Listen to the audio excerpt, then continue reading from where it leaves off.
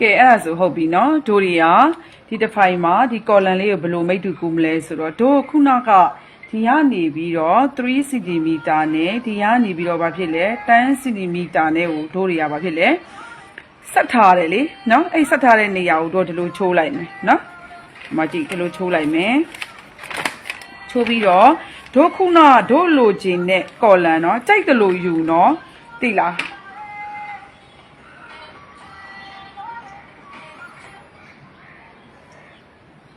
အဲ့တော့တို့တွေကကြိုက်တယ်လို့ယူဥပမာတို့ကမကြည့်ဒီ column အခုတို့ကဒီပုံစံယူထားတယ်ကဲဒီပုံစံမကြိုက်ဘူးမကြိုက်ဒီကဒီလိုယူထားတဲ့ပုံစံတို့ဝိုင်းလိုက်လဲမရဘူးလားရတယ်လीနော်ကဲအဲ့ဒါဆိုရင်ဒါပေမဲ့အခုတို့ကဘာဖြစ်လဲဒီပုံစံလေးယူထားတဲ့အတွက်ဒီပုံစံကိုတို့တွေက tracing လှိမ့်မယ်နော်ဒီတိုင်းလေးခောက်မယ်ခောက်ပြီးတော့မိတ်တူကူမှာဒီကနေပြီးတော့ဒီလို tracing လှိမ့်မယ်ဒီကနေဒီလို tracing လှိမ့်မယ်နော်ခုနကပြောသလိုမျိုးကိုလှုပ်ချင်တယ်လို့တို့အဝိုင်းလဲရတယ်ဒီထက်ကြီးချင်တာလဲရတယ်စတိုင်နဲ့အကုန်ရတယ်နော်ကဲအဲ့လို tracing လိုက်ပြီးတို့တွေဒီမှာပေါ်လာတဲ့ရက်လက်လေးကိုတစ်ချက်ကြည့်မယ်နော်ဒီမှာဒီပုံစံလေးပေါ်သွားပြီတွေ့လားနော်တို့ဒီမှာကြည့်ပြန်ဆွဲထားလိုက်မယ်ဒီမှာတွေ့လားဒီပုံစံလေးတို့တွေပေါ်သွားပြီနော်ဒီ column လေးကဲဟုတ်ပြီအဲ့ဒါဆိုရင်ဒီနေရာကိုတို့ကပူလောက်အောင်နော်ပေကွေးလေးနဲ့ပြန်ပြီးတော့တို့တွေဆက်လိုက်နော်ပြီးတော့ဒီနေရာရဲ့ဒဝိုက်ဝိုက်လေးအဲ့ဒီအတိုင်းလေးကိုတို့တွေကညှက်ချလိုက်မယ်နော်တစ်ချက်ကြည့်မယ်နော်ကဲဟုတ်ပြီဒါဆိုရင်တို့တွေဒီမှာနော်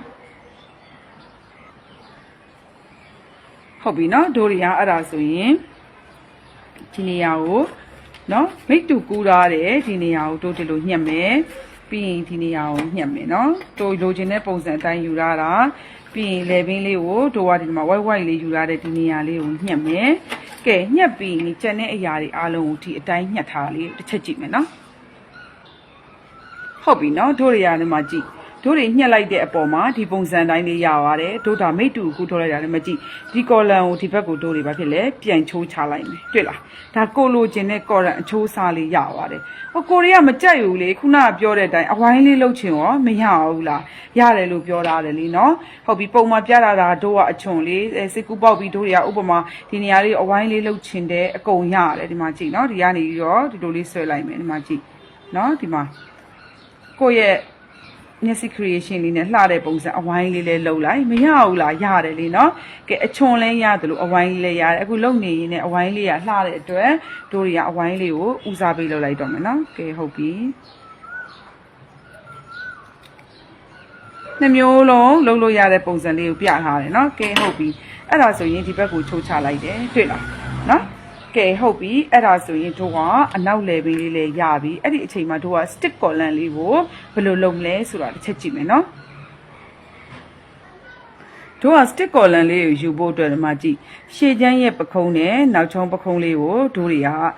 နော်ခဏဆက်ထားလိုက်တယ်ဆက်ပြီးရင်တို့ဒီနေရာလေးမှာထောက်နေတဲ့အတွက်ပခုံးနေရာလေးမှာဖြီထားလိုက်တယ်နော်ဖြီပြီးရင် stick column လေးယူတဲ့အခါကျရင်တို့တွေကဒီမှာကြည့်တောင်းမှန်ပေါ့နော်ဒီနေရာနဲ့ဒီတို့ဒီယူရတဲ့ဒီ level တောင်းမှန်နေရာနဲ့တို့ဥပမာတို့တွေဆိုရင်ဘယ်လိုပြောမလဲဆိုတော့3 cm ပေါ့နော်ဒါ level အတူအရှည်ပေါ်မူတည်ပြီးတော့ပုံမှန်အတိုင်းဆိုရင်တို့တွေက3 cm အဲ့ဒီ level အတိုင်းကိုတို့တွေကဒီမှာကြည့်3တွေပဲယူရမယ်ဒီလိုမျိုးလေးတွေယူရမယ်เนาะတစ်ချက်ကြည့်မယ်ဒီနေရာကလည်းတို့တွေဘာဖြစ်ရမလဲဆိုတော့ကြည့်မယ်ဒီကလည်းတောင်းမှန်ပဲတို့တွေကဒီအနောက်ချမ်းနဲ့တက်တက်ဖြစ်ရမယ်အဲ့ဒီနေရာလဲဘာဖြစ်လဲ3 cm ဒီမှာကြည့်ဖြစ်နေရမယ်အားလုံးเนาะဒီမှာကြည့်3 cm 3 cm နော်အားလုံး3နော်11တိုတဲ့လူတွေဆိုရင်တော့ 2.5 ပေါ့နော်တို့တွေကဒီမှာဘာဖြစ်လဲဒီမှာလဲဖြီထားတယ်ဒီမှာလဲ3ဆိုတော့ဒီမှာတို့ဒီလိုလေးဝိုင်းလိုက်မယ်နော်ဟုတ်ပြီဒီနေရာလေးကပါလဲခောက်ကြောင်းလေးအနောက်ကနော်နှစ်ချမ်းစာခောက်ကြောင်းလေးတို့ဒီနေရာလေးဒီပုံစံတိုင်းလေးဖြစ်သွားပြီကဲဟုတ်ပြီဒါကခောက်ကြောင်းဒါကအရှိအဲ့ဒီနေရာလေးကိုကော်လန်လေးကိုတို့တွေကမိတ်တူကူထုတ်လိုက်မယ်နော်ချက်ကြည့်မယ်ကဲဟုတ်ပြီเนาะအဲ့ဒါဆိုရင်တို့တွေကဒီရှေ့ချမ်းနောက်ချမ်းကိုဖယ်လိုက်တဲ့အချိန်မှာเนาะဒီ stick column လေးကဒီအတိုင်းလေးကြံခဲ့တာတို့လိုချင်တဲ့ပုံစံကဒီအတိုင်းမို့လို့ဒီအတိုင်းယူရတာเนาะဟုတ်ပြီဒီမှာဒီပုံစံအတိုင်းလေးကြံခဲ့တယ်တွေ့လားเนาะအဲ့ဒါလေးကိုတို့တွေကဘာဖြစ်လဲဒီနေရာလေးကိုခောက်ချောင်းလေးခောက်လိုက်မယ်ကြံခဲ့တာတို့လိုချင်တဲ့ပုံစံကဒီအတိုင်းမို့လို့ဒီအတိုင်းယူရတာเนาะဟ ဟုတ်ပြီဒီမှာကြည့်ဒီပုံစံအတိုင်းလေးကြံခဲ့တယ်တွေ့လားနော်အဲ့ဒါလေးကိုတို့တွေကဘာဖြစ်လဲဒီနေရာလေးကိုခောက်ချောင်းလေးခောက်လိုက်မယ်နော်ခောက်ပြီးတော့ဒီပုံစံအတိုင်းလေးကိုတို့တွေကဒီမှာကြည့်ညှက်ထုတ်လိုက်မယ်နော်ကဲအဲ့ဒါဆိုရင်ဒါလေးကဘယ်လိုရလဲဆိုတာတစ်ချက်ကြည့်မယ်နော်ကဲအဲ့ဒါဆိုဟုတ်ပြီနော်တို့တွေညှက်ထုတ်လိုက်တဲ့အချိန်ကျတော့ stick collar လေးရပါဖြစ်လေဒီဟန်အနေထားလေးတို့တွေကရသွားတယ်တွေ့လားနော်သူ့ကိုတို့တွေကဒီမှာပါဖြစ်လေ